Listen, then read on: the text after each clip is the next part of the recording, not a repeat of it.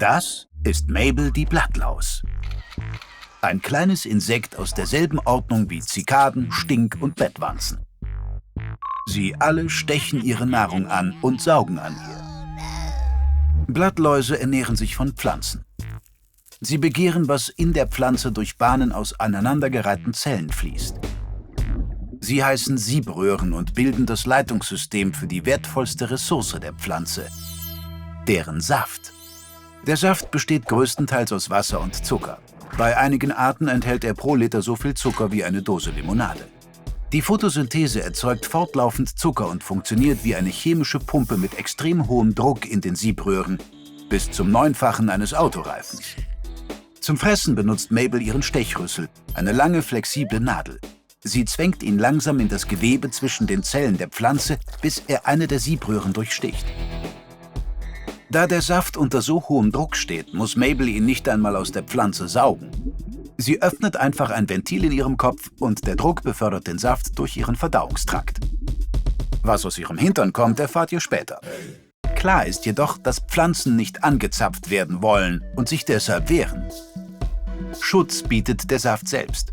Um zu sehen, wie das geht, schließen wir hypothetisch den Verdauungstrakt eines anderen Insekts an einen Saftstrom an.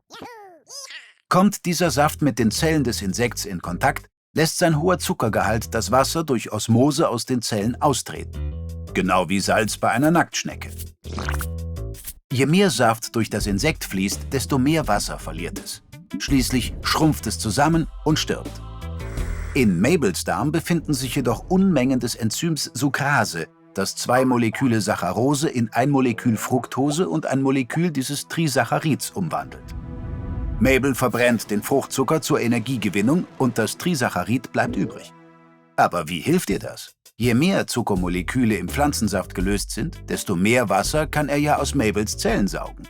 Indem Mabel die Anzahl der Zuckermoleküle im Pflanzensaft reduziert, verringert sie deren Fähigkeit, Wasser aus ihren Zellen zu saugen. Gefahr gebannt. Mabel kann also tagelang saugen, um die für die Fortpflanzung notwendige Energie zu bekommen. Einige Blattlausarten haben einen unglaublichen Lebenszyklus, etwa die grüne Pfirsichblattlaus. Im Herbst ist deren Paarungszeit und die Weibchen legen Eier. Aber im Frühjahr sind alle aus den Eiern schlüpfenden Nymphen weiblich. Wenn diese ausgereift sind, legen sie keine Eier. Stattdessen bringen sie lebende Junge zur Welt, Klone von sich selbst, die wiederum auch eigene Klone in sich tragen. In diesen weiblichen Blattläusen entwickeln sich also automatisch 2 Generationen von Blattlausklonen. Wissenschaftler nennen das teleskopische Entwicklung.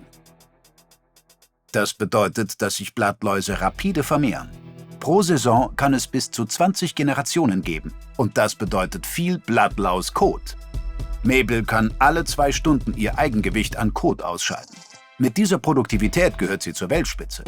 Manche Blattlauspopulationen produzieren hunderte Kilogramm Kot pro Hektar. Allerdings ist Blattlauskot nicht wie der unsere. Chemisch unterscheidet er sich kaum vom Pflanzensaft. Er ist eine klare, farblose, süße, sirupartige Flüssigkeit. Du kennst ihn vielleicht unter dem Namen Honigtau. Andere Spezies lieben ihn. Manche Ameisenarten lieben ihn so sehr, dass sie ganze Blattlauskolonien hüten und verteidigen. Dafür erhalten die Ameisen einen Dauervorrat an Honigtau, den sie direkt aus dem Hintern der Blattläuse trinken können. Na dann Prost. Auch Menschen lieben Honigtau. Manche Indianerstämme haben ihn früher von hohen Schilfrohren geerntet und daraus Kuchen gemacht. Einige Bienenarten produzieren Honig aus Honigtau, den die Menschen dann sammeln und essen. Von Pflanzen stammt also der Saft, den Blattläuse fressen und ausscheiden, den Bienen hochwürgen, Menschen sammeln und dann in eine Tasse Earl Grey Tee geben. Blattläuse sind ein wichtiger Bestandteil der Insektennahrungskette und tragen zum Erhalt gesunder Ökosysteme bei. Was passiert aber, wenn ein solches System zusammenbricht? Entdecke die enorme Bedeutung von biologischer Vielfalt in diesem Video.